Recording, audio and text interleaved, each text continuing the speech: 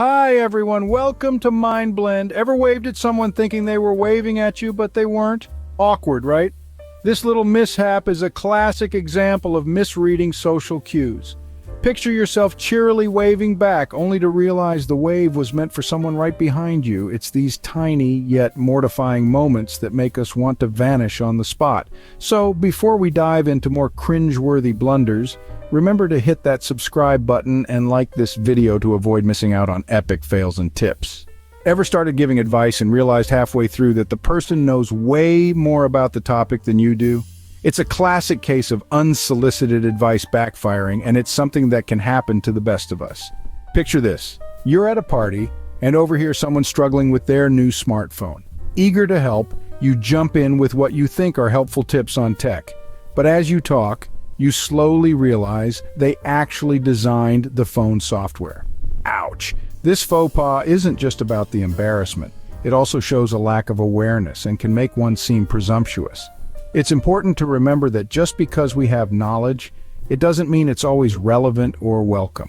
Listening first can often tell us if our input is needed or if we might just learn something new ourselves.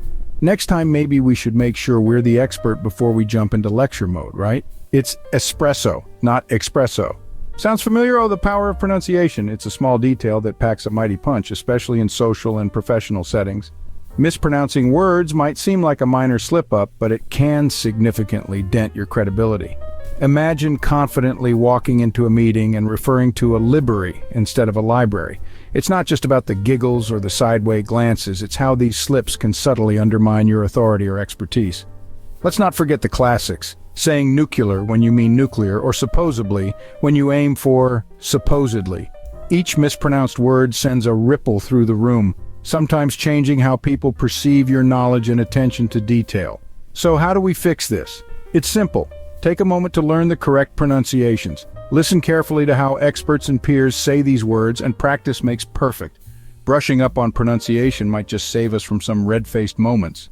Hello, buddy? Ever blanked out on someone's name mid-conversation? It's a momentary lapse that can make sweat beads form on your forehead faster than you can say, oops. Forgetting someone's name isn't just about a slip of memory, it's like accidentally stepping on the thin ice of social etiquette.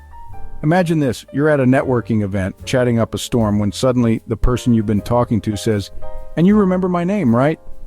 Panic strikes, your mind races, but the name tag is just a blur. This isn't just awkward, it feels like you're telling them they aren't important enough to remember. It's a tough spot that can make the rest of the conversation feel like walking uphill.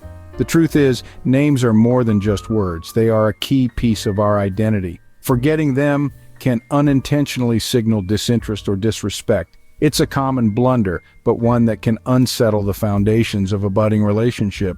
Maybe some memory tricks would help us avoid this faux pas in the future.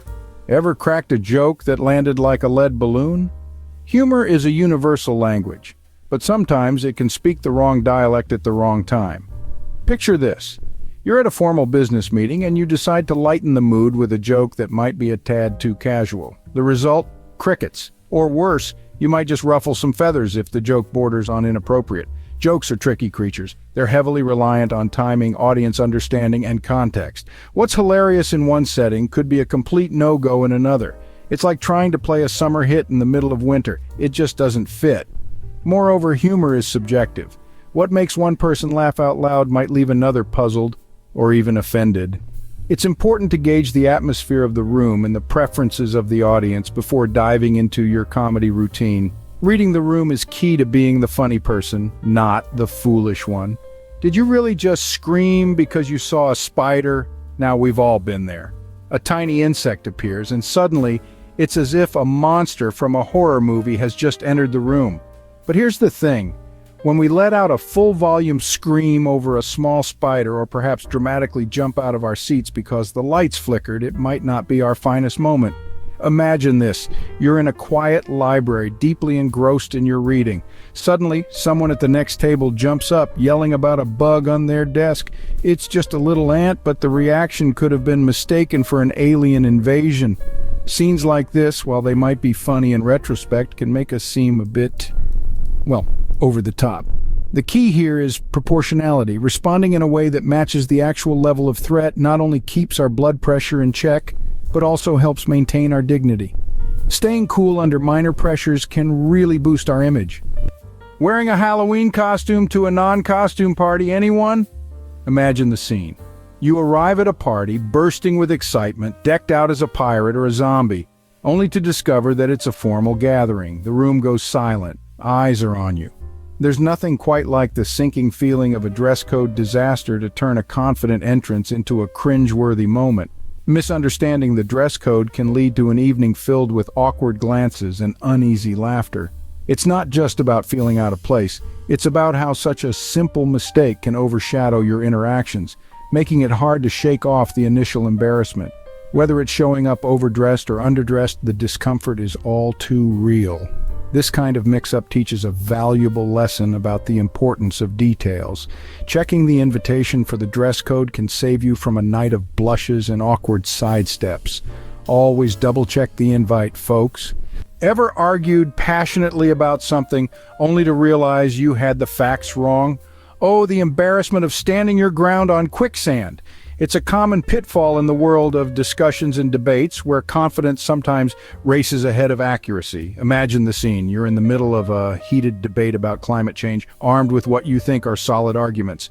You cite a recent study, only to learn it was retracted months ago for inaccuracies. Your cheeks flush, credibility crumbles. It's not just awkward, it's a learning moment. Being well-informed isn't just about having facts at your fingertips, it's about understanding the context and staying updated. The internet is a treasure trove of information, but it's also littered with outdated or incorrect data. Before you dive into your next argument, a quick fact check might just be your best ally. Remember, in the age of information, ignorance is a choice, and certainty without accuracy is a risky business. A little fact check can go a long way in saving face. Oops, did I just ruin the surprise party for you? Imagine the anticipation building up for weeks, the hushed whispers, the covert planning sessions, and then someone just lets the cat out of the bag. It's more than just a minor mishap, it's a fast track to being labeled as thoughtless or unreliable.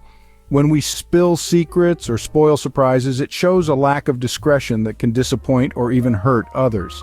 Secrets, especially the good kind like surprise parties or gift ideas, are shared in a circle of trust. By revealing them, not only do we spoil the moment, but we also risk breaking that trust. Furthermore, keeping a surprise shows respect and consideration for others' feelings and efforts. It's about being part of a collective joy and excitement, which ultimately strengthens our connections with others. So the next time you're trusted with a secret, remember the value of surprise. Keeping a lid on it keeps the fun and our reputations intact. Ever kept talking when everyone else wanted to move on? It's a common slip-up where we miss those subtle yet significant social cues. Let's delve into why this happens and how we can be more attuned to the room's atmosphere. Imagine you're sharing a story about your weekend, but you don't notice that your friends are exchanging glances or maybe they're looking at their watches. These are classic signs that it might be time to wrap up. Social cues like these are crucial. They're silent signals that communicate a lot without words. Being aware of such cues is essential in maintaining social harmony. It helps us understand when to speak, when to listen, and when it's time to change the subject. Ignoring these cues can unintentionally portray us as self-centered or oblivious. So how do we get better at this? It starts with being present. Pay attention not just to the words being spoken, but also to the body language and the overall energy of the group.